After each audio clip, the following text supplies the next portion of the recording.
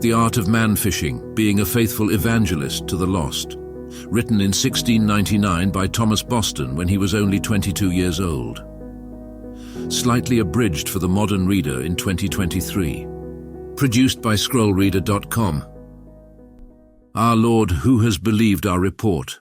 To whom does the Lord's arm reveal itself? This day seems to be a day of darkness and gloominess. The glory is departed even to the threshold of the temple. We may call the ordinances Ichabod, and name the faithful preachers of Scotland no more Naomi but Mara. For the Lord deals bitterly with them, in so much forsaking his ordinances as at this day. As a result, their labours have been abandoned in a great deal by the Lord, and no one has been converted. Although they toil all night, they catch little or nothing. Only a few or none can be found to enter the nets. Consequently, Jeremiah's hardship may also be theirs. Jeremiah 13:17. But if you will not listen, my soul will weep in secret for your pride. My eyes will weep bitterly and run down with tears. If you had a heart capable of grieving for yourself or others, you might make this your practice. Nonetheless, it shouldn't be a surprise to me that God does not look upon the likes of me with much success, since I am the lowest and most unworthy of all the faithful. Despite my age, I am a child in devotion and the mystery of godliness. A poor fool with a weak heart and a shallow head, who might rather learn from others than teach them, who can but wade about the outermost parts of that depth into which others can get quite a bit, who have so little love for Christ and so little pure zeal for his glory, who can say so few words for the truth and so little against error, who are entirely unworthy and inadequate for this task. No wonder, I say, God does not countenance me, when others that are as tall cedars in the Lord's vineyard do so little good, even those that are great men in the church for their devotion and learning.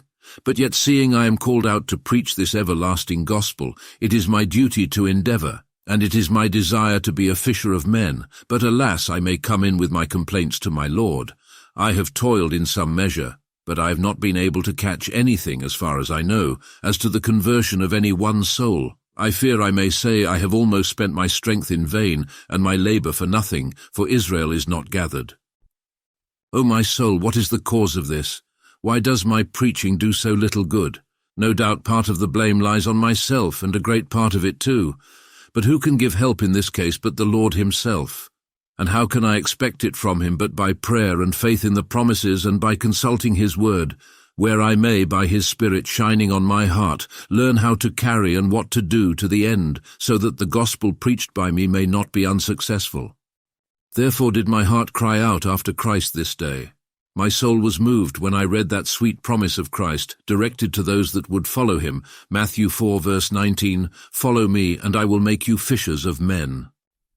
Oh, how gladly would my soul follow him, as on other accounts, so on this, that I might be honoured to be a fisher of men. In this case, my soul would appreciate it if you could tell me what kind of following Christ this is, to which this sweet promise is attached.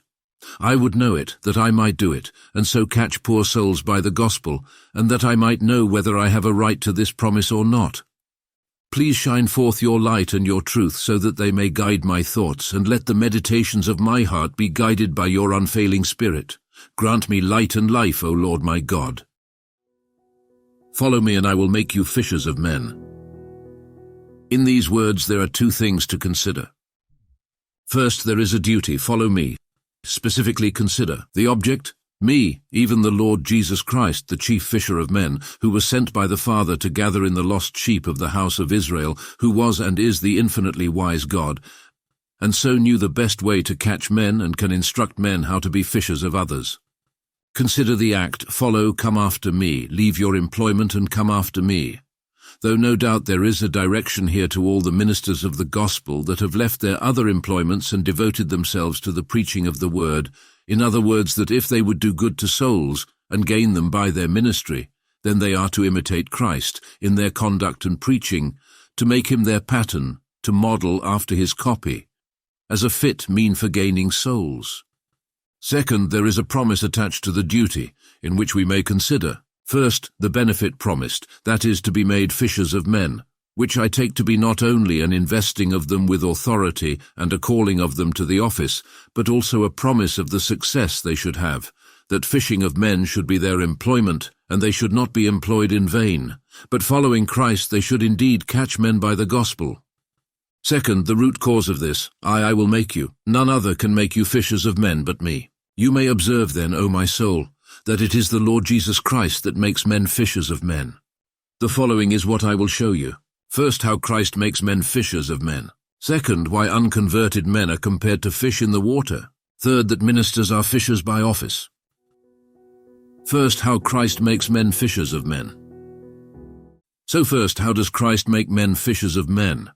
In answer to this question, consider spiritual fishing in two ways. 1, as to the office and the work itself, and 2, as to its success. First, he makes them fishers as to their office by his call, which is in two parts, outward and inward, by setting them apart to the office of the ministry.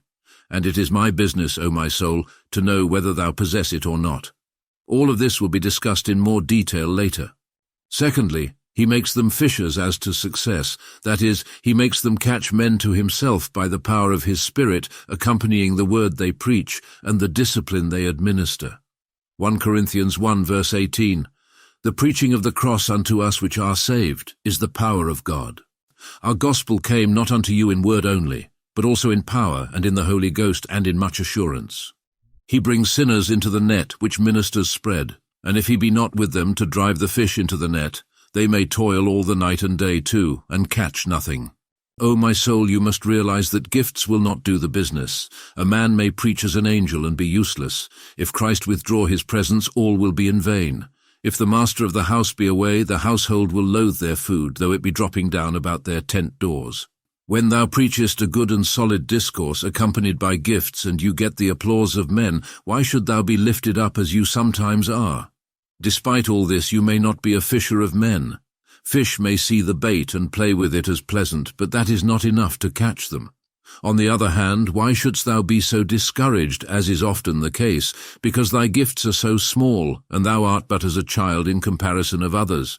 Why, if Christ will, he can make thee a fisher of men, as well as the most learned rabbi in the church.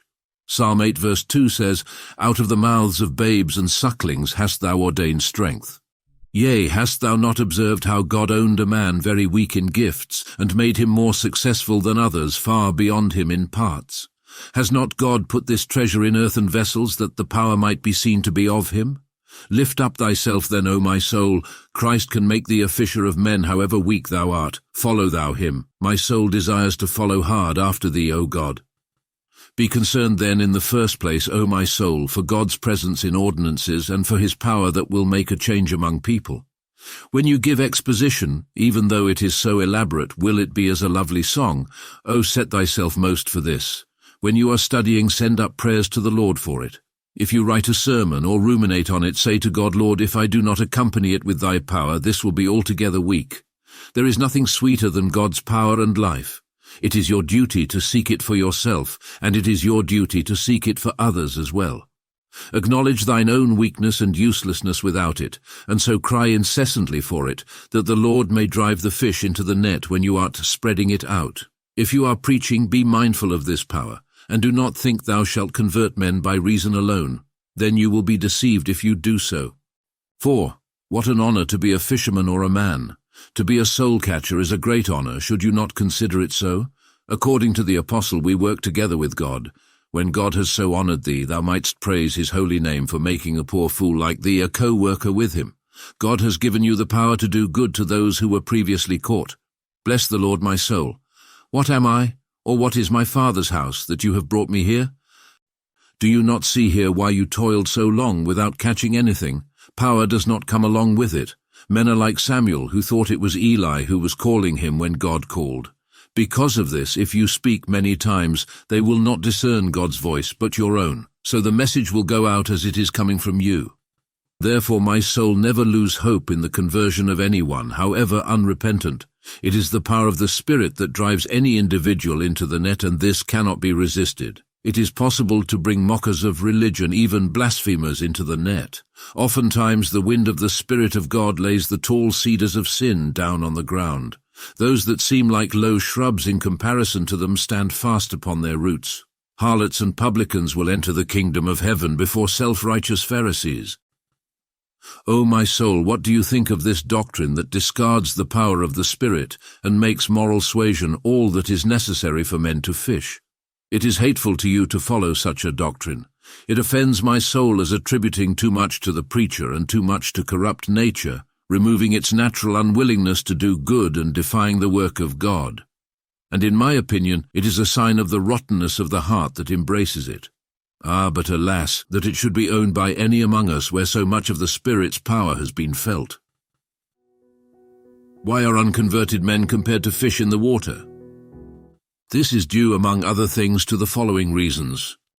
The first, as water is the natural element of fish, so sin is the natural element of an unconverted soul. Take a fish out of the water and it dies. Take a natural man's idols, and he says with Micah, "You have taken away my gods, and what have I left?" This young man in the gospel was unable to see the value of seeking after treasure in heaven over spending his life here on earth. A natural man's only delight is sin, but in holiness he has no more delight than a fish on the ground or a pig in a palace. What a woeful case for a natural man! It is my blessing that Christ was able to catch you and hold you and would not let you go, putting another principle in you, so that now wading and even swimming in these waters are heavy tasks for thee. The second, on a sunny day fish are seen playing in the water. So the unregenerate, whatever grief they seem to have upon their spirits, when a storm arises either from without by outward troubles or from within by conscience-gnawing convictions, yet when these are over and they are in a prosperous state, they continue to live in the way of sin and take pleasure in it, not thinking about what it may cost them in the end. Oh, many souls are ruined by prosperity in the world. Fools will be destroyed by their prosperity. O my soul, how destructive would prosperity have been to thee if God had given it to thee many times when you should have had it. It is a blessing of God that he confronted you for sinful behavior. Thirdly, natural men drink sin greedily, as the ox drinks water, in much the same way as fish greedily eat bait, without regard to the hook. Their view of sin is that it is sweet in the mouth but bitter in the stomach, and they see it as a sweet morsel. As the fish play with the bait, they play with it too, but, oh alas, when they take the serpent in their bosom, they don't care about the sting. It is the devil's specialty to dress his hooks, but unfortunately men know not by instinct how to discern them. I pity the wicked of this world whom I see greedily satisfying their lusts. What a pity! The poor blinded souls see the bait, but cannot recognize the hook. Therefore they are seen dancing about the pit's mouth. Therefore they rush forward to sin without realizing its danger. As a horse rushing into battle, they are unaware of the hazard. I pity the drunkard, the swearer, the unclean person who is wallowing in his sin. My soul, bless the Lord also for opening thy eyes to see thy madness and danger when you were playing with the bait, so that you might flee from it. It is important that you do not snatch at the devil's baits lest he catch you, for though thou mayest be restored again by grace, it will not come without a wound, as the fish sometimes slip the hook but go away wounded, which wound may be long and painful for you. Having experienced this, you know what it is like. Fourthly, in the same way that fish in the water prefer deep places and wells, so wicked men are happiest in carnal security. They have no will to fight against the stream. Fish prefer deep places where there is little noise. Men are so careful to keep silent, so as not to be disturbed in their sinful rest. In their quest for security, they destroy themselves. My soul, beware of carnal security, of being secure despite being immersed in sin over your head and ears. The fifth, as fish are entirely unprofitable as long as they are in the water, so are wicked men in their natural estate, unable to do anything truly good. They are useless to themselves and unprofitable to others. The good they do others is more accidental than intentional. Romans 3 verse 12. All have turned aside, together they have become worthless. No one does good, not even one. How wrong they are who think the wicked of the world are most useful in the place where they live. It is true that they may be useful for carrying out Satan's plans or for their own vain glory, but they cannot lay themselves down for God. Ministers are fishers by profession. They catch the souls of men. Pastors are sent to open the eyes of the blind, to turn them from darkness to light and from Satan's power to God. Acts 26 verse 18. Gospel preachers are fishermen, and their work and that of fishermen have several things in common. First, the primary objective of fishers is to catch fish. This is the work that preachers of the gospel have taken in hand, ever to endeavor to bring souls to Christ. In their work, they should have the same vision. Tell me, O my soul, what is thy purpose in preaching? For what end dost thou lay the net in the water? Is it to show thy gifts and to gain the applause of men? O no, Lord, thou knowest my gifts are very small, and had I not some other thing than them to lean to, I had never gone to a pulpit. Even though they are small, the devil and my corruptions sometimes present them to me in magnifying glasses, causing me to be blown up by the wind. Nevertheless, Lord, it is my work to repel these influences. I have recorded an example of this in my diary on January 1st, 1699. However, we will discuss this later. Second, their work is hard work. They are exposed to much cold in the water. So is the minister's work. Third, a storm that will frighten others, they will venture on that they may not lose their fish. So should preachers of the gospel do the same. Fourth, fishers catch fish with a net. So preachers have a net to catch souls with a net. This is the everlasting gospel, the word of peace and reconciliation, through which sinners are caught. It is compared to a net with which fishers catch fish because it is spread out, ready to catch all that will come into it, as Isaiah 55 verse 1 says, "Come everyone who thirsts, come to the waters, and he who has no money, come, buy and eat. Come buy wine and milk without money and without price." God excludes none from the benefits of the gospel that will not exclude themselves. It is free to all. The gospel going forth is like a net because, as fish are taken unexpectedly by the net, so are sinners by the gospel. When Zacchaeus went to the tree, he was little concerned about salvation from Christ. Paul was not thinking of a sweet meeting with Christ, whom he persecuted when he was going urgently on the devil's errand, but the man is caught unexpectedly. Little wast thou thinking, O my soul, on Christ, heaven, or thyself, when thou went to the Newton of Whitsom to hear a preaching when Christ first dealt with thee. There thou got an unexpected cast. Another way the gospel going forward is compared to a net being cast.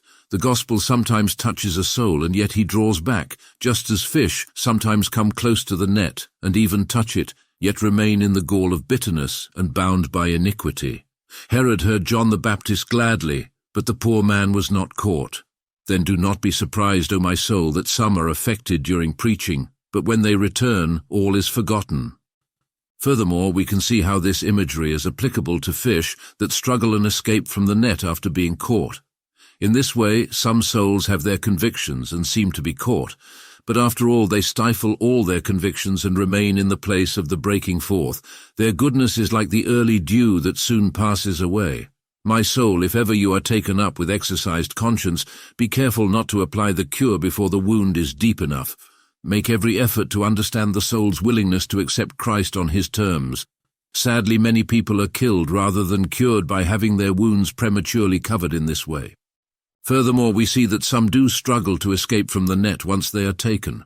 Every person who is dealt with by the Lord by his word and spirit makes some kind of resistance before being thoroughly captured. My soul, thou also knowest how content thou would have been to have escaped the net.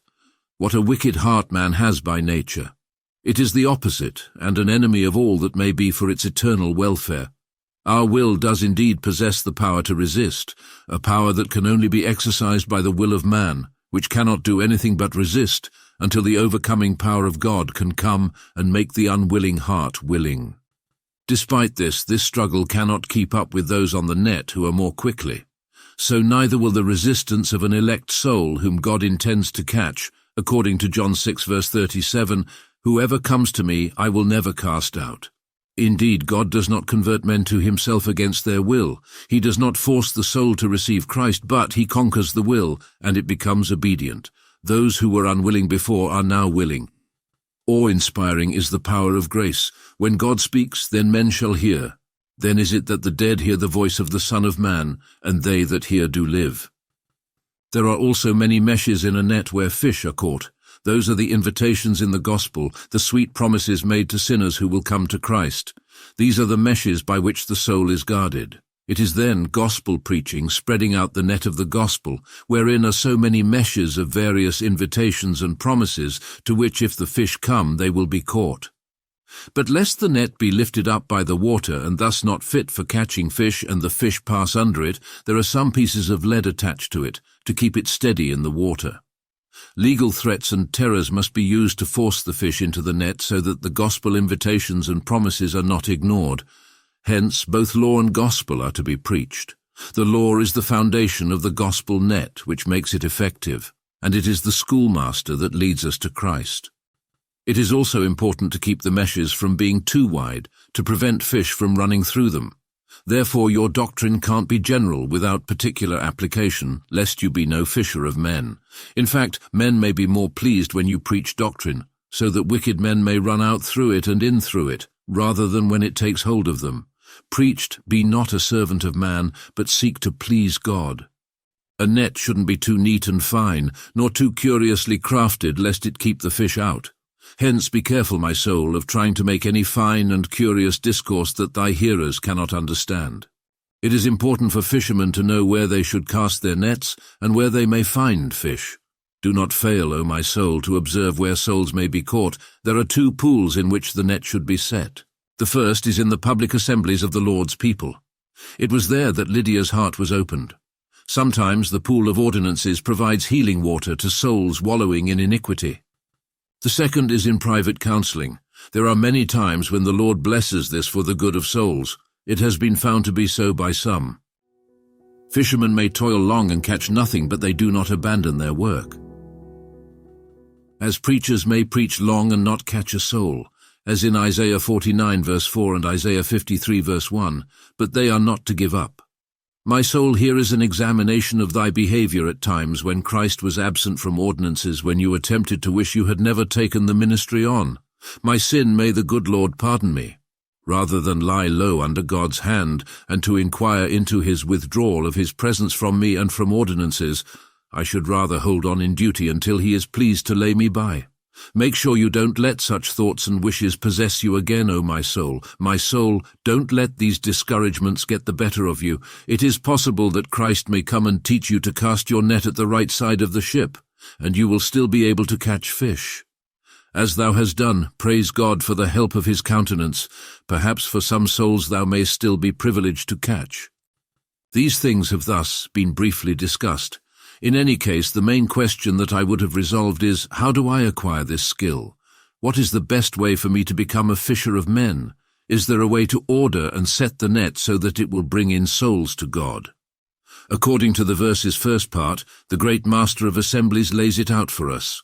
We will see this in our second observation. Following Christ's example is the way for me to be a fisher of men. O Lord, show me what it is to follow you, and help me to follow you. Here are two things to consider. First, what following Christ supposes and implies. Secondly, how Christ is to be followed. So first, what following Christ supposes and implies. It presupposes that the person is alive. A dead man cannot follow anyone. A dead preacher cannot follow Christ. There must be a principle of life, spiritual life in him, or else he is nothing. Therefore have I said and maintained that a man cannot be a minister of the gospel, regardless of whether he is a minister of the church, without grace in his heart. This is a spiritual following of Christ, and therefore presupposes a spiritual and heavenly principle. Tell me, O my soul, in what state art you? You were once dead, Ephesians 2 verse 1, dead in trespasses and sins. Have you been raised from the dead? Did you participate in the first resurrection? Has Christ breathed life into your dead and dry bones? Are you still void of spiritual life? Are you rotting away in your iniquity? Do you have anything to say about this? If you are still dead, your case is lamentable. If you're alive, what signs of life are you showing? Due to the prevailing corruption, I have my own doubts, therefore I will see what I can say about it. The first step, those who possess the Spirit have life, Romans 8 verses 2 to 9. But I believe that I possess the Spirit, therefore I have life. From these grounds I conclude that I have the Spirit. The first ground, I have light that sometimes I did not have. According to John 14:26, the Comforter will teach you all things, and will bring to your memory all that I have said to you. I see differently now than I did previously. I was once blind, but now I see, though I see men only as trees. Once I was darkness, but now I am light, though weak in the Lord.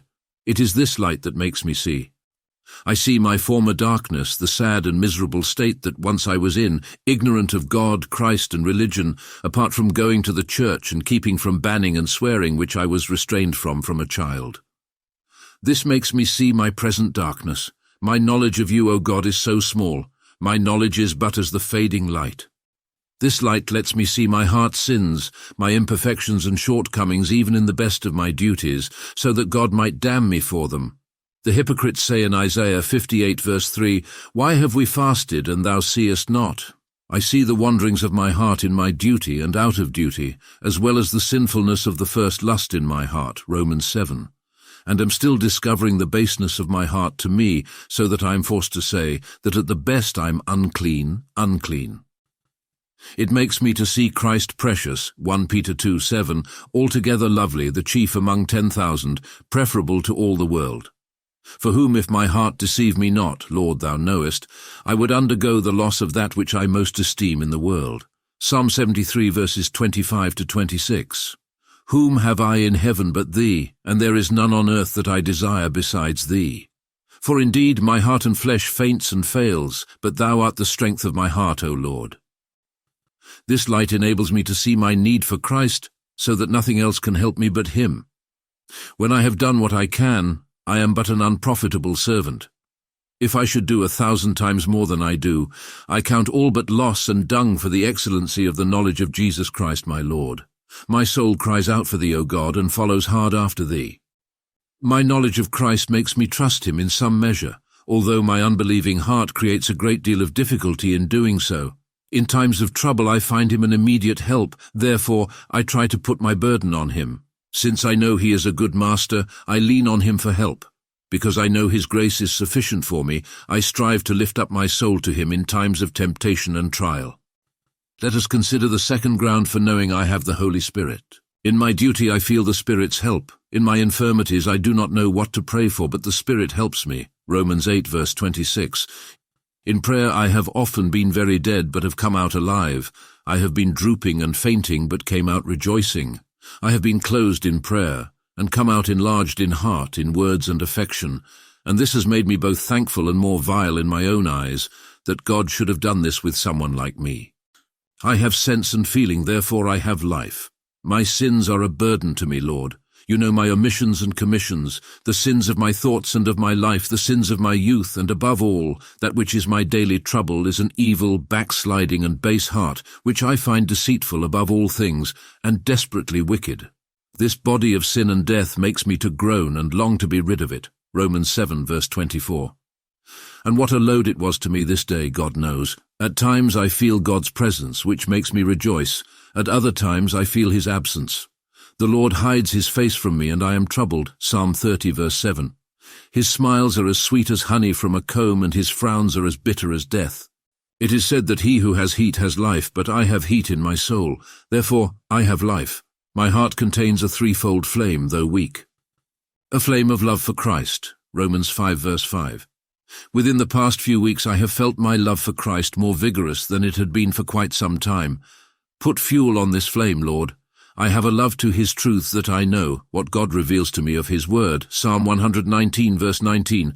I find sometimes his word sweeter to me than honey from the comb. Psalm 19 verse 10. I feel comforted and supported by it. It stirs me up and quickens my spirit when I am dead. I cannot help but love it. Even though they strike against my corruptions, I love his commands. I love the promises, as sweet refreshments to a fainting soul, as life from the dead to one trodden underfoot by the apprehensions of wrath or the prevailing of corruption.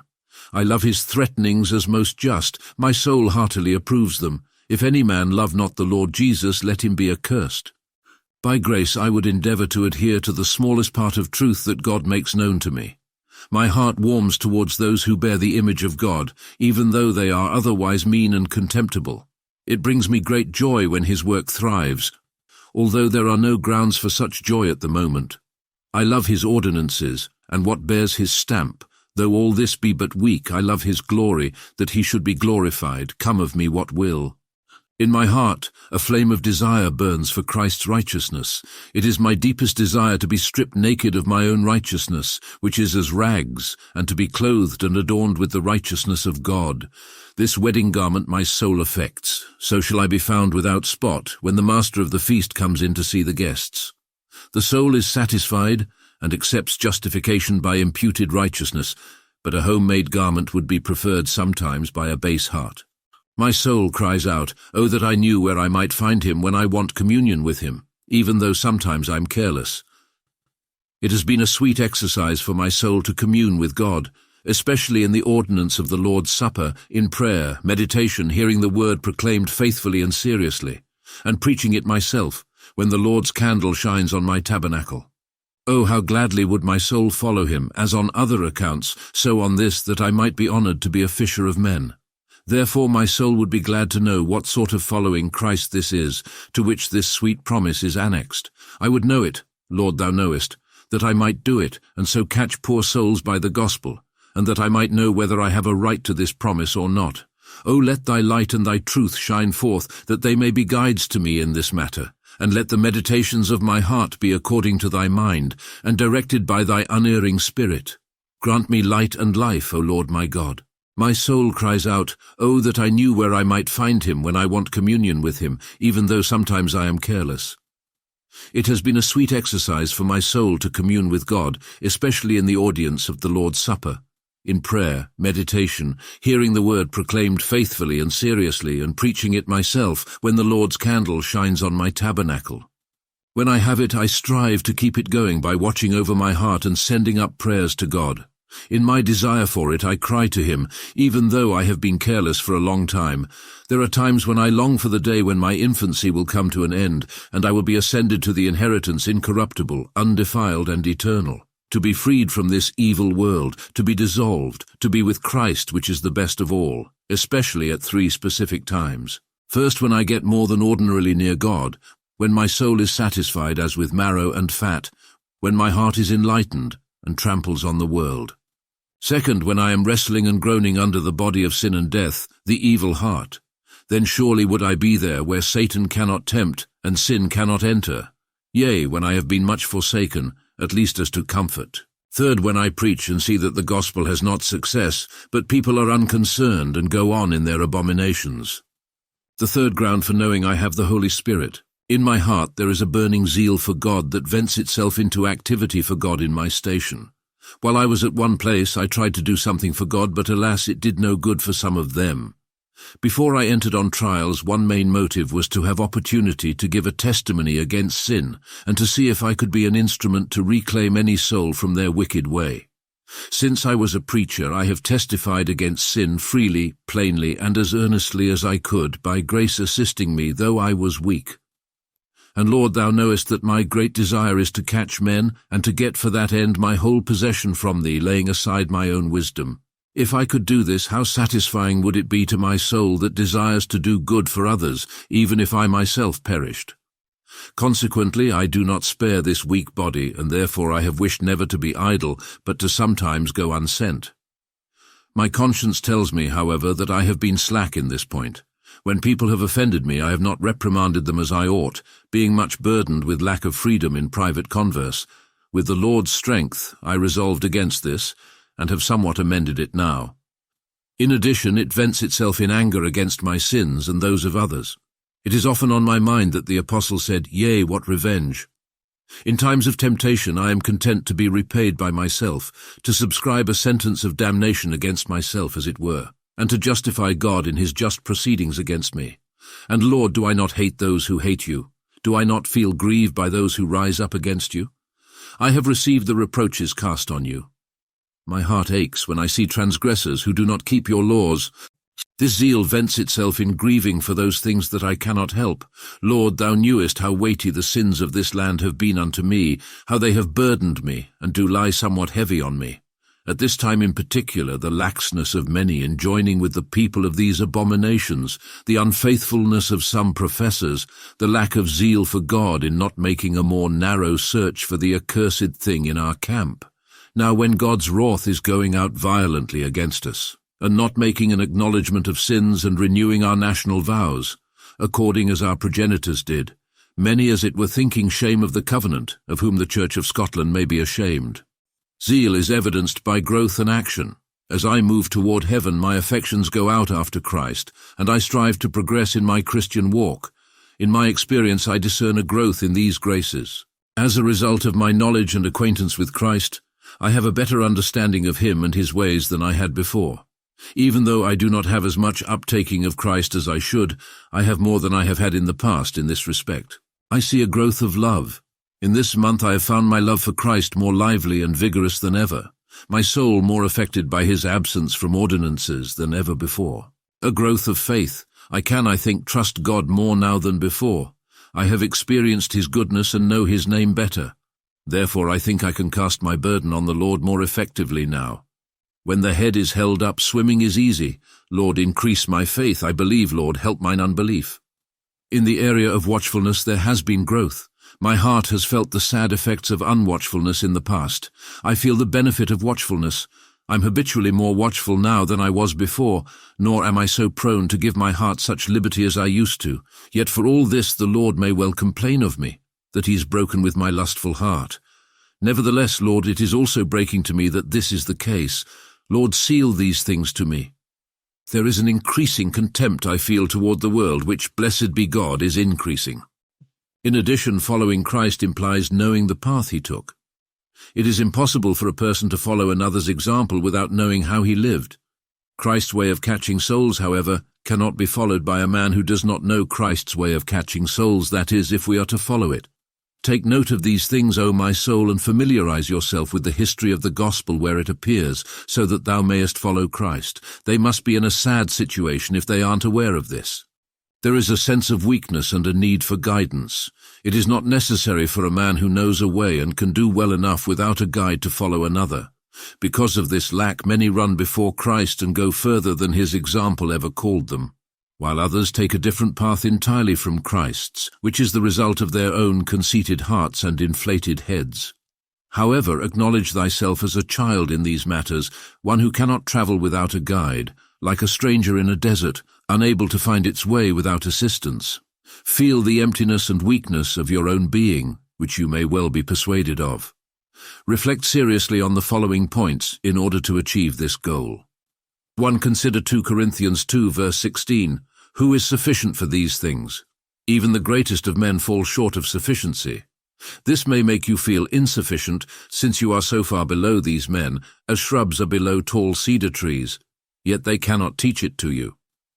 Even preaching, which is all you have to do now, is a heavy task. The soul is at stake here.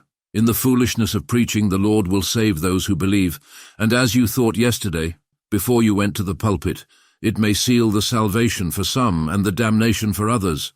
It is not easy to preach in the Spirit in the power and demonstration thereof. You are not equipped for this with your pitiful gifts. 3. Reflect on what thou art when God is pleased to desert thee. How then thou tries and struggles, but it will not do, either in studying or delivering sermons. I think you've had enough of this to teach you not to carry your burdens on your own shoulders, but to cast them on the Lord. Think about how little you know about God. Even when thou art at your best, and when thou art in the middle of your life, how low art thou? What a far cry from what you should be. Consider that even if you had gifts like an angel, you could not convert a soul unless Christ was with you to do the work. Recognize thy insufficiency, and go out not in thy own strength, but in the name of the Lord. And then, even though thou be but a youngster, thou mayest be helped to cast down the great Goliaths that defy his armies. Fourthly, it implies that we must renounce our own wisdom. It must not be the guide that we must follow. Matthew 16 verse 24. Paul did not preach with wisdom of words. He did not follow carnal wisdom. I therefore implore you, my soul, to renounce your own wisdom. Seek wisdom from above. Preach the words of the living God, rather than your own.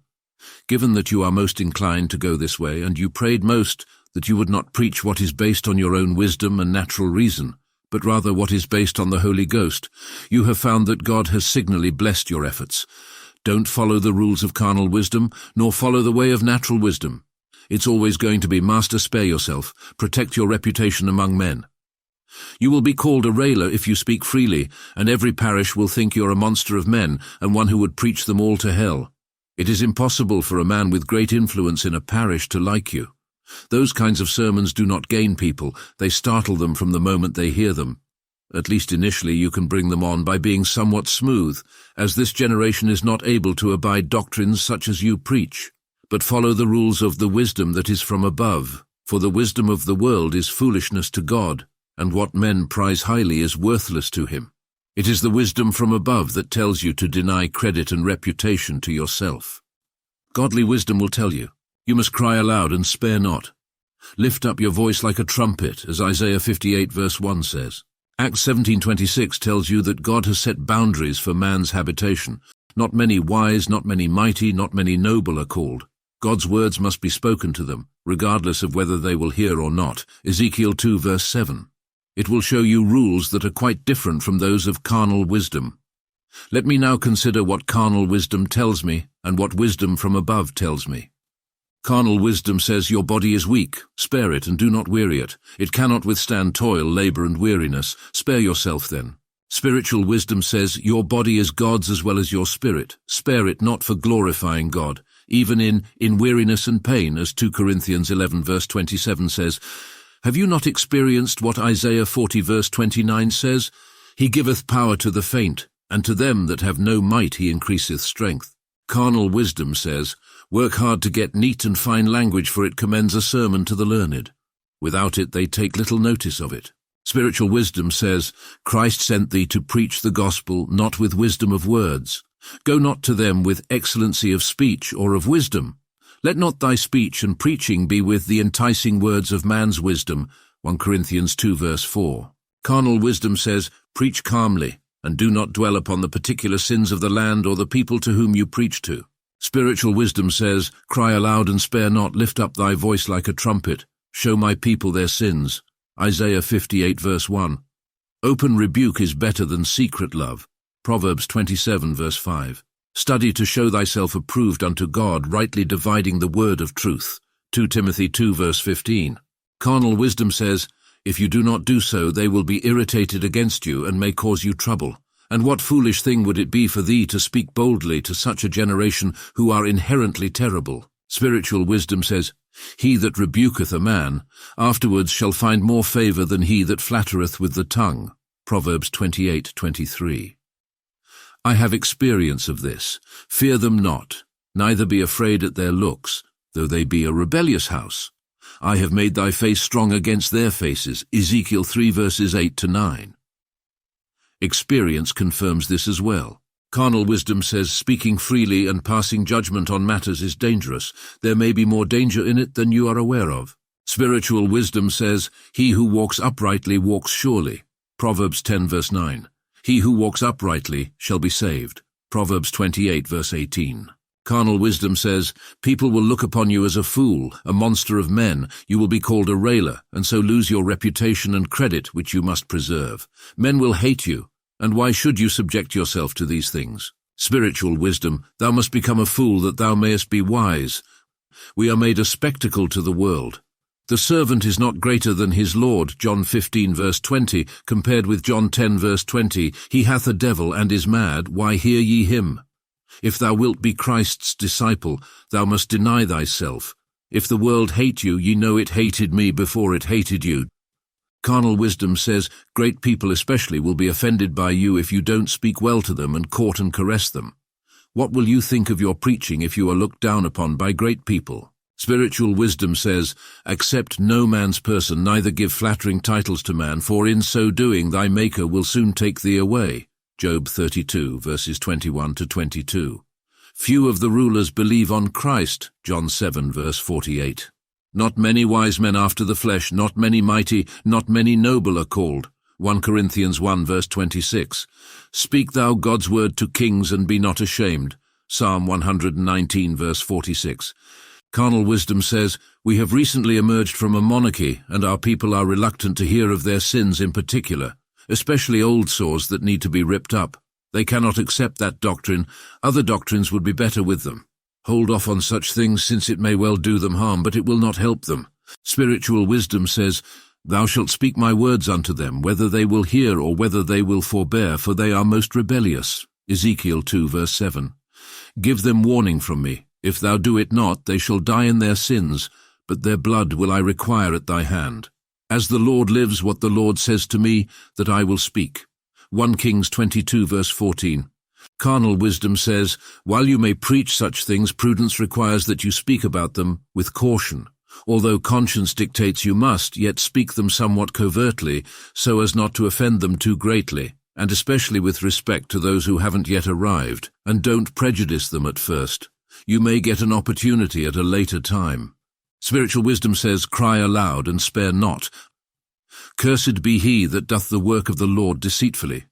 Handle not the word of the Lord deceitfully. Peter at first told the Jews that were coming in to hear, Him, Christ, ye have taken, and by wicked hands have crucified and slain. Acts 2, verse 23. Work while it is called today. The night cometh wherein thou canst not work. John 9, verse 4. Carnal wisdom says, think primarily about finances. Treat those in your jurisdiction who are involved with making financial decisions with partiality. Do this until you are able to earn a full-time salary. Without doing so, you will likely toil up and down. For congregations will fear you and won't call you, and how will you live? Thus, such a preaching style might be to your disadvantage, whereas otherwise you might be better off. Spiritual wisdom says, to have respect of persons is not good, for a piece of bread that man will transgress. Proverbs 28, verse 21. The will of the Lord be done. Acts 21, verse 14. God hath determined your time before appointed and the bounds of your habitation. Acts 17, verse 26. And his counsel shall stand, oppose it who will. Isaiah 46, verse 10. It is God that sets the solitary in families. Ps 68, 6. If thou be faithful, thou shalt abound with blessings, but if thou makest haste to be rich, thou shalt not be innocent. I see then, O my soul, how that carnal wisdom, though it appears to be quite rational and fair, is quite contrary to that wisdom from above. Promises are made, but they are not always delivered. Threats are made, but they are not always fulfilled. Molehills become mountains, and mountains become molehills. Reject the wisdom of the world, for it is foolishness with God. When you think in terms of the flesh, you will fear someone who can only kill the body, but who cannot do so much otherwise. Thus your heart will no longer be filled with fear of God. Keep in mind that word, Proverbs 29, verse 25. The fear of man brings a snare, but those who trust in the Lord shall not be harmed. Never go seeking temporal profit by putting thy soul in hazard. Instead, wait for the Lord and keep his way, and he will exalt you to inherit the land. Psalm 37, verse 34. For his way is the safest way, but carnal wisdom may speak otherwise of it, and may consider it just folly. But remember, the foolishness of God is wiser than men. 1 Corinthians 1, verse 27. Lastly, it implies that we should not follow men any further than they follow Christ. The apostle instructs his readers to follow me as I follow Christ. 1 Corinthians 11, verse 1. Insofar as they follow Christ, I may follow them, but in no other way. All men are fallible, even the greatest have had their faults. Luther's view of Christ's corporal presence in the sacrament is a good example of this. Do not be swayed by man's authority to go off the road, O my soul. O my soul, if Christ himself does not tell you where he feeds, you may be left to turn aside to the flocks of his companions. Put the servants of the Lord in their rightful spot and follow Christ. First, Christ did not take on the work of preaching the gospel without a call. Isaiah 61, verse 1. For, says he, the Spirit of the Lord God is upon me, for the Lord anointed me to preach good news to the meek, and he has sent me to bind up the broken-hearted, proclaim freedom to captives, and open prisons to those who are bound. Those who are seeking to catch men should follow him in this regard. He was sent by the Father to preach the gospel. He went not to the work without his Father's commission. Men must have a call to this work, Hebrews 5, verse 4. They that run unsent, that take on the work without a call from God, cannot expect to do good to a people. I sent them not, therefore they shall not profit this people. Then tell me, O my soul, have you followed Christ in this way? Have you been called by God to preach the gospel, or have you run unsent? Answering this question requires me to consider that there is both an extraordinary and an ordinary call. I was not to seek the first of these, nor may I pretend to do so. The question is, did I receive an ordinary call from God to preach the gospel? The four components of a normal call are as follows. First, possessing knowledge of Christian doctrine above that of ordinary professors, 2 Timothy 3, verse 16 to 17. Through study and prayer unto the Lord, I was able to attain this in some measure, but far below the standard I would have achieved. The church lawfully tested my knowledge, and they were satisfied. A second trait is the ability to teach, some dexterity in conveying knowledge. The church also tried this, and they were satisfied. Other teachers have acknowledged this, and God has given me some measure of it, however small. Fourth, the call of the church, which I had without any motion from myself, not only to enter on trials, but, being approved, to preach the gospel as a candidate for the ministry. which says that what I have done in this work I have not done without a call from God in an ordinary way, and that I have not run unsent. As a confirmation of this my call, I refer to my diary, where I have noted some things that are relevant to this purpose, which I am unable to convey here. Perhaps I will extract them in order if leisure permits. Blessed be the Lord that made my darkness as noonday. Next, consider how Christ designed the work to reflect the glory of his Father. Rather than seeking honor, applause, and credit from men, he sought only the glory of the Father. Men who do not have this goal cannot be helpful to the church. Ultimately, this is what all actions should be directed towards. It is what should be the ultimate goal in everything. As Paul said, "Whether therefore ye eat or drink, or whatsoever ye do, do all to the glory of God." You see then, O my soul, that if you would be a fisher of men, you must follow Christ in this. Put this noble end before your eyes in everything you do, especially in your preaching of the gospel. Avoid preaching for the sake of thy own glory. Do not seek popular applause. If you do, you have thy reward. Matthew 6:2. Seek no more. O my soul, invert not the order. Song of Solomon 8 verse 12 says, "Thou, O Solomon, must have 1,000, and those that keep the fruit thereof 200. Do not take 1,000 for yourself, and give God only 200. Put his honor before your eyes. Trample on thy own reputation and credit, and, if necessary, sacrifice them for God's. To assist you in this, consider the following. Firstly, all that you have is a gift from God. What do you have that you haven't received? If he gives you something and you do not use it for his glory, what kind of ingratitude is that? Don't you hate the character of an ungrateful person? Secondly, consider that what you possess is a talent that was given to you by your great master, to improve upon until he returns. The more you improve it for him, the greater your reward will be. You should improve for yourself what you ought to improve for him if you intend to make your own gains by doing so. If you do not, what can you expect, except that God will take your talent from you and command you to be cast into utter darkness as an unprofitable and unfaithful servant, where there shall be weeping and gnashing of teeth? God has gifted some great talents, if they develop them only for their own glory, for the applause of the crowds or the praise of the learned, and so sacrifice all to their own end, what a sad meeting will they have with Christ on Judgment Day. How would a master tolerate that servant to whom he has given money to buy good clothes for his master if he took that money and bought a suit for himself? When a preacher uses his talent of gifts merely to gain a stipend or acclaim for himself, disregarding the glory of his master, how can God allow such behavior to pass unpunished? What has become of thee, O my soul, if you follow the path of those who destroy men's souls and their own? Thirdly, keep in mind that the applause of the world is of no worth. Applause is hard to obtain. The unlearned readily applaud those whom the learned despise, while the learned applaud those whom the common people ignore. Once you've got it, what are you going to do with it? This is nothing more than a vain puff of wind. While they think much of you, you think much of yourself, and God thinks nothing of you. Remember what Christ said to the Pharisees in Luke 16 verse 15, "Ye are those who justify yourselves before men, but God knows your heart. That which is highly esteemed among men is an abomination in God's sight. Let this scare you from seeking yourself." Fourth, consider that seeking thy own glory is a dreadful and abominable act. First, by doing so, you put yourself in God's place. It is his glory that thou shouldst strive for, but thou must also sacrifice thy inferior self. O tremble at this, O my soul, and fall not on this rock, otherwise thou shalt be dashed in pieces. Second, it is the grossest misrepresentation of God there is. Although you claim to preach Christ to a people, you are ultimately preaching yourself instead of him, because you are seeking your own glory. You pretend to commend Christ and God's ways to souls, yet in the meantime you commend yourself. How long will Christ sit idle while such mockery is perpetrated against him? Beware of it, my soul. Look instead for his glory. Wouldn't it be a serious offense to send a servant or friend to court a woman for him if he were to court her himself? Will Christ not avenge self-preaching ministers even more? If a man seeks to please people's fancy more than to gain their souls, to get people to approve him more than to approve themselves to God, this is base treachery and cruelty to their souls. The blood of souls is shed for dear-bought applause, and it is a soul-murdering way to gain applause. Beware of this, my soul. Whatever they call thee, seek their good and God's glory. Take a moment to consider your own vileness, my soul.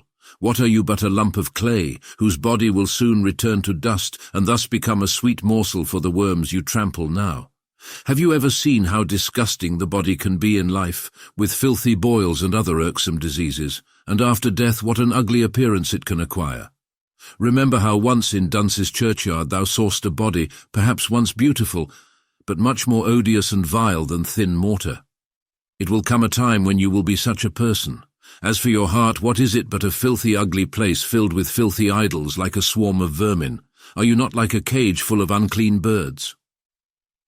The night of Monday, January 16th, 1699. What thought did you have of yourself? How many forms of baseness did you see there? What unbelief did you see? In spite of all the days that pass over you, do you still find something inside of you that humbles you? What makes me fit to be employed by God to win souls? For all this, will you seek to glorify yourself over those who were once your fellows? Woe to thee if you do so. Remember, he who honors God will be honored by God, but he who despises him shall be lightly esteemed. Beware of preferring your own interests over Christ's interest, lest ye be regarded as one among those who seek their own interests rather than those of Christ. Respect the recompense of reward, O my soul, just as Moses did. Last but not least, consider what Christ has done for you. Never forget his goodness to such a base wretch as you. Remember him from the land of the Hermonites and from Mizar Hill, and let love to him predominate in you, that you may sacrifice all to him and his glory. As we look at Christ's fishing for men, what else can we learn about him? Christ had the good of souls in mind. He came to seek and save that which was lost. He came to seek the lost sheep of the house of Israel.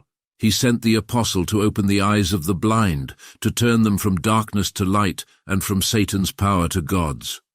O my soul, follow Christ in this so that you may be a fisher of men. Study thy sermons with the good of souls in mind.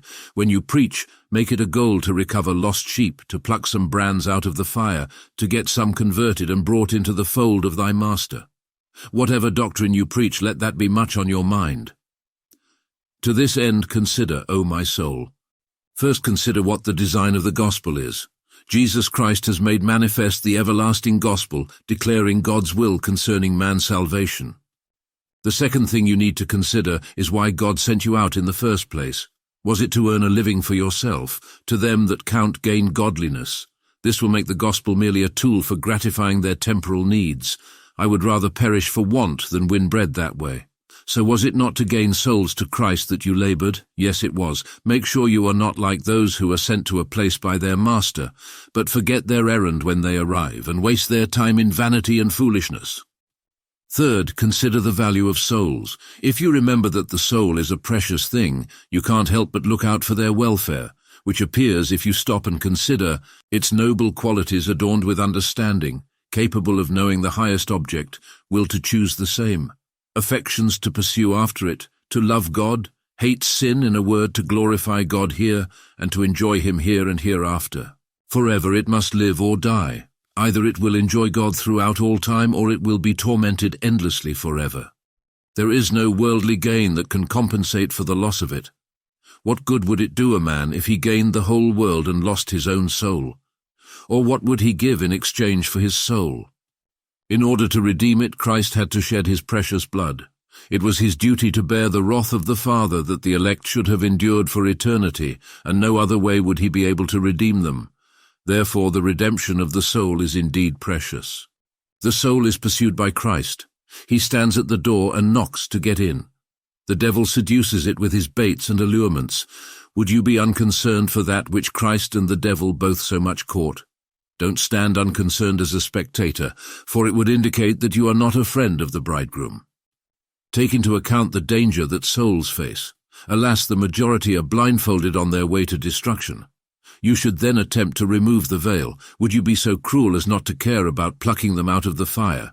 If this is the case, then thou shalt burn with them, world without end, in God's vengeance and in the furnace of his wrath, which shall be 7 times more hot for unconcerned preachers than for others. Think about the sad situation in which you were when Christ concerned himself with your welfare. It was as if you were blind as a mole, and at last Christ opened your eyes and let you see the danger you were in through a preacher who spared neither body, credit, nor reputation to gain thee. Will you preach without concern for others? If I were to do so, I would abhor myself as a vile monster. The thought of doing so makes my heart swell. My soul hates and loathes that way of preaching, but I cannot do anything without your help. Rather strike me dumb than allow me to preach without regard for the good of souls. It is only with your help that I will be able to prevent the murder of my own soul and the souls of others.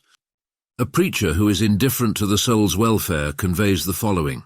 First of all, a dead, lifeless, soulless heart that does not love Christ. Would you dare to be unconcerned about this matter if you had any life or love for Christ? There is no doubt that he who has life will move, and he who hath love will be concerned for Christ's kingdom's advancement. Second, indifference implies disbelief in God's threatenings. If you believe that all wicked people will be cast into hell as well as all nations that forget God, then you cannot preach to them as if you were sharing some story with them. You will not be unconcerned about them if you believe that they must depart into everlasting fire. The sight of it by faith will thaw your frozen heart. Thirdly, indifference reveals a foolish heart and so a hateful outlook. Who would not hate a watchman who saw the enemy coming on, but told them only in the general to prepare to resist their enemies, or told them that they were coming on so unconcerned as they might see he cared not whether they lived or died? When souls are in such danger, what a hateful stupidity for a preacher of the gospel to be unconcerned about them. These preachers are shamed by the devil. He goes about like a roaring lion, seeking whom he may devour, while they, set upon keeping souls, creep slowly like snails. The devil is in earnest when he tempts. Yet to the opposite, some preachers are unconcerned whether people hear or forbear to hear their invitations, reproofs. The devil's agents that handle his business, how concerned are they? In order to gain one convert, they will travel across sea and land. Should the preachers of the gospel be unconcerned? Suppose you are unconcerned for the welfare of souls, then you came not in through the door, but over the wall, and you are a thief and a robber. He that is an hireling seeth the wolf coming, fleeth and leaveth the sheep, and the wolf catcheth them. The hireling fleeth because he is an hireling, and careth not for the sheep. Keep this in mind when you find thy heart unconcerned with the well-being of others. Finally, if you forget your errand, you cannot expect God's help. Is it not true that God's help in preaching, along with a concern for souls, have always accompanied thee? If you follow Christ in this way, set the good of souls before thine eyes. If you do that, you may be a fisher of men, even if you don't know it. Christ was not only concerned with souls' well-being, but also deeply affected by their circumstances. It lay heavily on his spirit. This appears in 4 ways, and I'm greatly affected by. Firstly, Christ felt compassion for the multitude, since they were like sheep without a shepherd. He was affected by the fact that the people wanted true pastors. He felt compassion for them. Follow Christ in this, my soul. Pity those who wander like sheep without a shepherd. Think of this when you preach in planted congregations, where you will see many wandering, despite having faithful pastors. Don't look at them like sheep, but rather as sheep in need of a shepherd. Especially when you go to vacant congregations, pity them, sympathize with them, and see them like sheep without a shepherd. This will surely enhance your ability to gather them well in the short time you have. Be affected with their case, and for this end consider. The first is that such people are in a perishing condition. Where there is no vision, the people perish. Their ignorance is no wonder, as they have no one to instruct them. Their souls are lean, no surprise, as they have no one to share the bread of life with them. They wander from God's way, they have no one to watch over them, and so the devil takes advantage. Secondly, consider that for the most part, here at least, people are deprived of watchmen, due to the malignancy and ticklishness of their superiors. In other words, even though the people would gladly accept one who would break bread for them, they would not be able to accomplish their will, as these kept it from them. It would make thy heart to relent, if thou sawest a child who would be content to have a pedagogue to guide him, seeing he acknowledges he cannot do it himself. But his tutor refused to allow him one, thus causing the child to lose out, because there was no one to teach him. My soul grieves with those who would gladly have one to oversee their souls, yet those who should use their authority to do so are either unwilling or opposed to doing so. Also consider the many souls that go into eternity while they are looking for a shepherd. In the face of death they have no one to instruct them, no one to show them their danger, no one to comfort them. So they slip away, many of them at least, like the brutes that perish.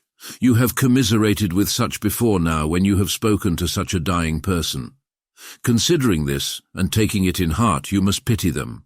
This will move your heart to utilize the little time that you have among them so as to prepare them for death. Next, consider how Christ wept because the people did not respond and do that which would lead to peace. The thought of their stupidity made tears trickle down his precious cheeks. Regardless of where you go today, my soul, this day is a day of mourning for you. Who are those who are concerned about making peace with God by doing what is necessary? There are few or none who are brought to Christ. Today it is rare to hear of a soul being converted. Most people are asleep in their sins, waiting for God's patience to turn into fury. There are many heartwarming considerations to be found regarding this purpose. I shall only say that such a case is most deplorable in the heat of the day to venture on the feud of such a dreadful enemy as God is, and sit as quiet even when the sword of vengeance hangs by a hair over their heads, and regardless of the fact that every day may be their last day. The next day these enemies shall face their terrible and dreadful majesty, who will pass through them as thorns and briars, and burn them up together with his wrath in a world without end. How can you think of this and not be more affected by the state of people today? It is ground enough for tears of blood if you are able to weep. Furthermore, Christ was grieved by the hardness of people's hearts, Mark 3 verse 5. Jesus was grieved that people were so hardened that no means could be used to change them. Follow Christ in this, O my soul. Be grieved and affected by the hardness of this generation's hearts. In every corner of the world, wherever you go and wherever you preach, you will find hardness of heart, with the majority being as unconcerned as the stones of a wall. Whether you set before them alluring promises or dreadful threats, people are hardened against both, and no one will relent or care about what they have done, even if you preach until your eyes leap out. It is a happy day for those whose time has come to an end and who have been taken by God. Happy servants are those who have been called out of the vineyard before the ground became so hard that their labor was almost in vain. It is a time of mourning for preachers of the gospel because people are strangely hardened, which is the more lamentable, O my soul, if you consider, firstly, what God has done for this generation. The yoke of tyranny and arbitrary power has been lifted from our necks, and we have been delivered from medieval bonds, yet for all of this the generation is still hardened. Second, if you consider how the Lord has dealt with us by rebukes. For some time there was a great shortage of food for beasts, yet we were not stirred up by it. Then cattle died, but we have not returned to the Lord. Then followed the death of men, women, and children. He has sent loud blasts among our corns. The dearth has now lasted 4 years, and we remain hardened in spite of all these things. O Lord, thou hast stricken them, but they have not grieved. Thou hast consumed them, but they refuse to receive correction. They make their faces harder than a rock. They refuse to return. How long will such hardness last? Hardness seems to be a universal plague. It is not only the wicked or openly profane, or those who lack religion who are hardened in part, but also the professors of religion. My soul, this is a day when Scotland's pillars are likely to fall, when the hands of our Moses are likely to fall, and when Amalek is likely to prevail. Professors are willing to explore the causes of God's wrath but don't mourn about it, and it is most lamentable that those among us who discover the troublemakers of Israel by a strange way of dealing are so wary of meddling with them or showing them to people as so many Joshuas did. In addition, there are some accursed things among us that are not yet known. Oh, that God would put it in the hearts of Zion's watchmen to discover what these Achans are, and that preachers were compelled even by the church to speak more freely of the sins of the land. Unfortunately, this is not the case. O Lord, why have you hardened all of us from your fear? This hardness of heart is a sign of sad things to come. What person has hardened himself against God and prospered? What a pity! This is a sad prognosis of a further stroke of judgment, for if we cannot be softened by word or rod, then the Lord will treat us justly. And if the Lord does so, we may prepare to meet him in a way of more severe judgment. It is already sad. Many families are in deplorable condition, and nothing improved from this catastrophe. And what a sad face will this land have if it continues. Please spare your covenanted people, O Lord, and let them rely on methods that may remove the discipline. These and many other things may make me feel grieved for this generation's hardness, O my soul. Now consider how much time Christ spent in prayer. In Luke chapter 9 verse 18 we see him praying prior to preaching. We should follow his example. Before you preach, you should spend a lot of time praying. Be busy with God in prayer when you are thinking on dealing with the souls of men. Let your sermons be sermons that came about by many prayers. Every Christian should pray, but a preacher of the gospel should pray even more. Be stirred up, O my soul, to this necessary work, and for this end consider. Firstly, you cannot otherwise say of your preaching, "Thus saith the Lord." You cannot get a word from God unless you seek it, and you can only seek it through earnest prayer. If otherwise, you might get something that is the product of thy empty head to mumble over before the people, and spend a little time with them in the church. Nevertheless, it is a miserable preaching when the preacher can say, "Thus say I to you," but cannot say, "Thus saith the Lord." Furthermore, consider your own inadequacy and weakness, together with the weight of the work. Who is sufficient for these things? Should this be the case, thou wilt not be able to study without prayer, nor pray without study, when God allows time for you to do both. To pluck sinners from the fire and bring them to Christ is a weighty task. Before you preach, do you not have a great need to be serious with God? Also consider that word from Jeremiah 23 verse 22. But if they had stood in my counsel and had caused my people to hear my words, then they should have turned them from their evil way. One great reason for the failure of the gospel is that preachers don't stand in God's counsel today, and don't make men listen to God's words. Prayer in faith is the most appropriate means of being acquainted with God's counsel. Don't neglect it, my soul, but be diligent. As a final note, keep in mind that you have found great benefit from such a practice, and have found the Lord's help both in studying and preaching as a result. As a result, you devote your Sabbath morning entirely to that activity as well as meditation if you can. Therefore, let this be your task. With respect to this, there are some things you would like to pray for specifically.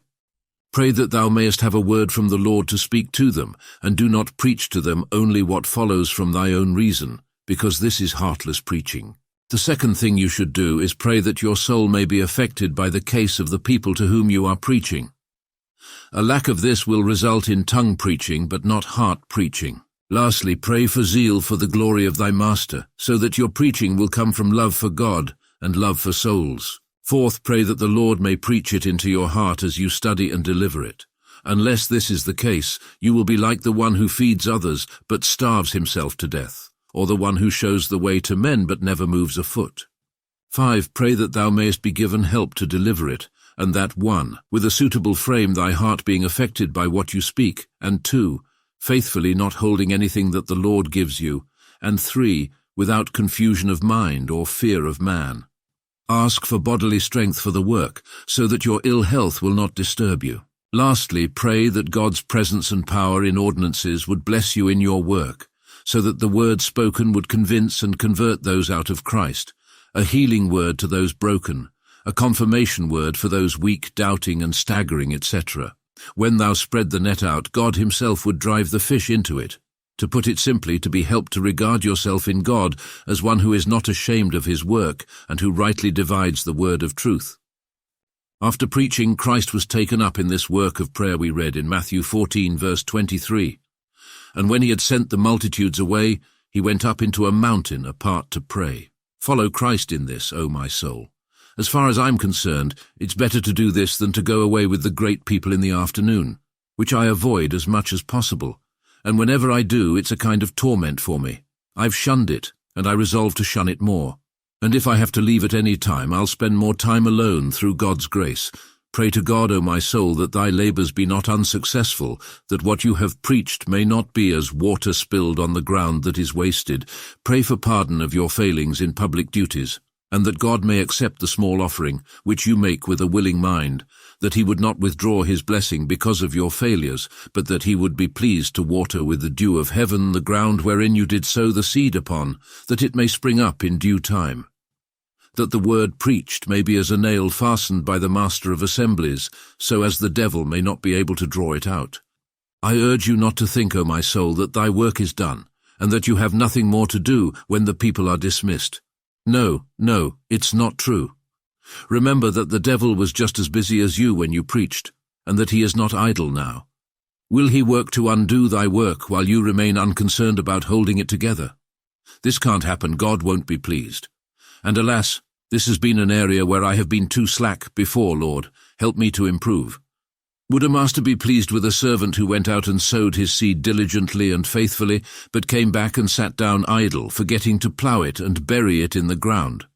He would be highly displeased if the fowls picked it up, wouldn't he? In other words, if you were never so concerned about getting good seed and never so faithful and diligent in sowing it, yet if you turn careless afterward and do not take the steps to cover it by seeking the Lord for his protection and blessing, the devil may pick it all up. Where is your labor then, and how will the Lord be pleased with you? Thus, when the public work is over, pray more frequently and cry more fervently to God, and endeavor to be as concerned as you were when it was going on. There is no doubt that many times when thou preachest, some get convictions and checks, some are perhaps strengthened, but both effects wear off very soon. This is something I believe you must admit to, and take with a sinful hand, since you do not put enough effort into covering the seed when it is sown, and driving the nail further in when it is inserted. Despite the fatigue of your body after public work, you may do more than you do, and if your soul were more deeply affected, your mind would be less affected by the weariness of your body. But if you trampled on it, you might get good done by your work, and souls wouldn't always be robbed by those greedy vultures and roaring lions, the enemies of your own salvation and the salvation of others. Even though the enemy has been busy all day harming souls as you have been doing good, he will not complain of weariness at night. Take courage then, O my soul, and be strong in the Lord, and do not give it over to this enemy. Resist him with all your might. As Christ is concerned for his own seed as well as yours, you have a good chance of succeeding. Be strong in the Lord and with his power, and let that ravenous fowl never get a grain away as long as you can keep it from him.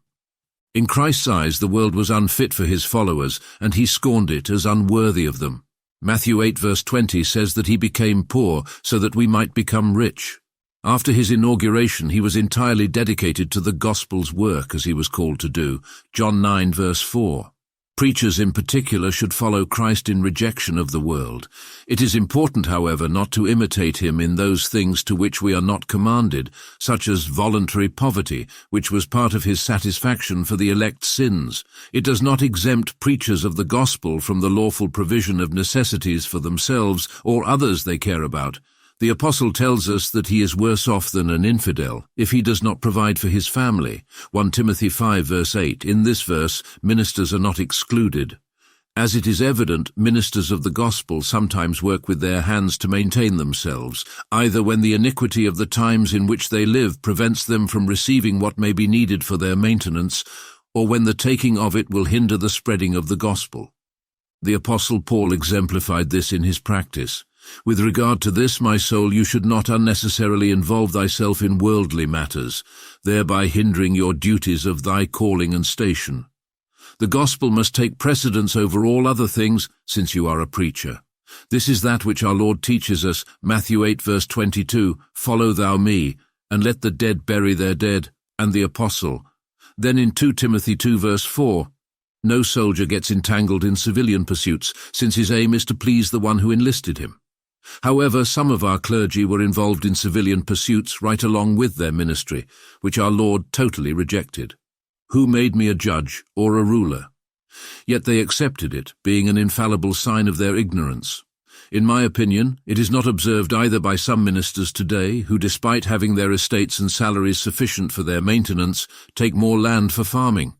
It is difficult for me to comprehend how such ministers of the gospel can claim not to entangle themselves with the affairs of this world and to go beyond their calling.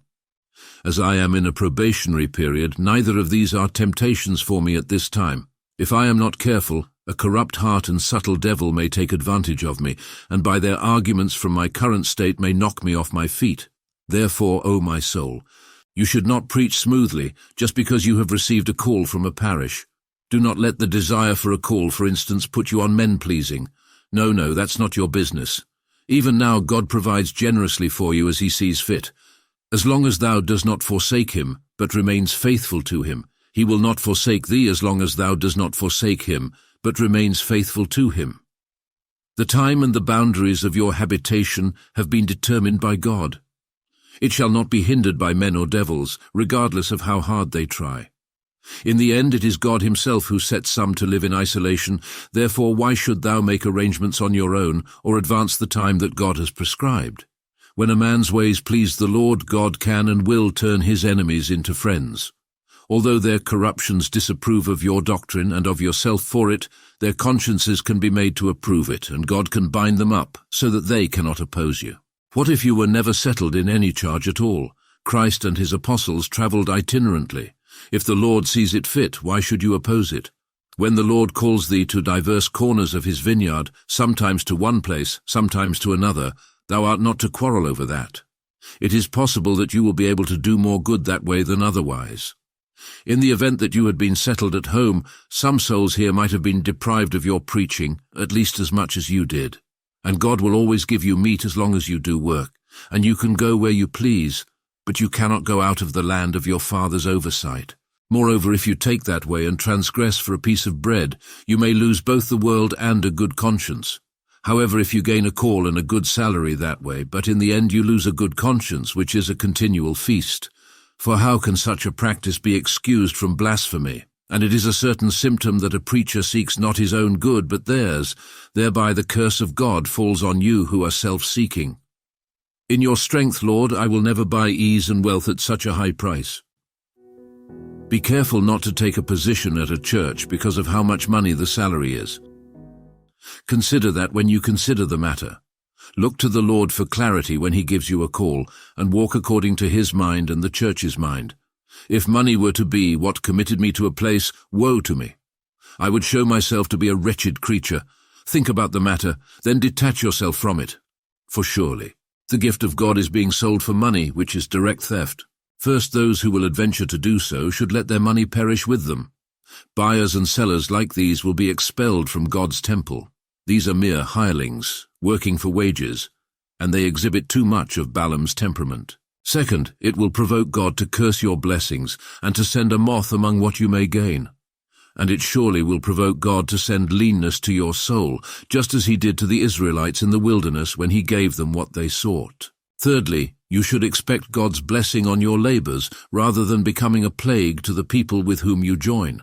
To put it simply, you would be going in the wrong direction, and God would disregard you if you are going that route based on the money. Another case of dismissing the world occurs in a preacher sent to preach the gospel. That is, when a man is settled and receives encouragement or income, and as a consequence must be required to conduct worldly business, especially if he is not single, whereby he is involved in more trouble in that area than any in my circumstances at the moment. In such a case, a minister would endeavor to meddle as little as he can with these things, but shun them as much as possible in him, especially if he have any to whom he can well trust the management of his affairs. For surely the making of contracts or pursuing them are not the appropriate object of a minister's duties. I'm not saying that a man cannot do that and still be a fisher of men, but that often the man who takes so much trouble with the things of the world to catch them has not prepared himself for this task. As this is not my case, I pass it, referring to any rules in this case on how to walk until the Lord sees fit to try me. The only thing I ask of you, my soul, is to follow Christ in contempt of the world. Do not regard it. You may use it as a staff in your hand, but not as a burden on your back, as otherwise your concern for souls will not be great. To help you achieve this contempt for the world, consider these things. First, the vanity of the world. Although Solomon knew what abundance was, he still called it all vanity of vanities. It is impossible for the world to comfort a soul in distress because it is an empty thing. The body cannot benefit from it when it is afflicted by sore diseases. When wrath comes, no amount of worldly wealth can save a man. A person's riches are useless when God arises to judge him. In spite of having full bank accounts, they are unable to comfort him when he lies on his deathbed. Before the tribunal of God, they are of no use to him. In light of this, why should we value something so useless and vain? Second, love of the world when it dominates is a sign that one lacks the love of God. Everyone who loves the world does not have the love of God. Yes, even in a gracious soul, when the love of the world sways the heart, then the love of God decays. Their movements are like the scales of a balance. As one increases, the other decreases. Thirdly, consider the uncertain nature of worldly things. Like a bird that takes flight in the morning, they flee away. Don't let your heart be set on something that isn't there. Man's outward state undergoes many and varied changes over the course of his life. In the world there are times when vile men are exalted, and honorable men are depressed, and that which is up now will soon be down. Do you not realize that no constancy exists in the world except a constant inconstancy? The course of all things is characterized by constant fluctuation. Nebuchadnezzar in 1 hour is walking with an uplifted heart in his palace, saying, "Is not this great Babylon that I have built?" And the next moment he is driven from men and made to eat grass as an ox. Herod in great pomp makes an oration, and the people cry out, "It is the voice of a god and not of a man," and he is immediately eaten up of worms.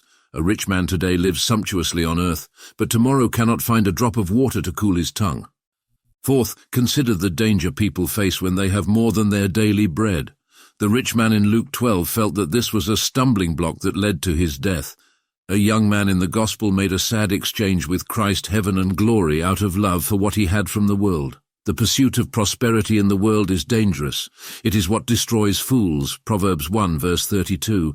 As Jeshurun grew fat, he kicked against God and forgot the Lord who fed him. Deuteronomy 32 verse 15.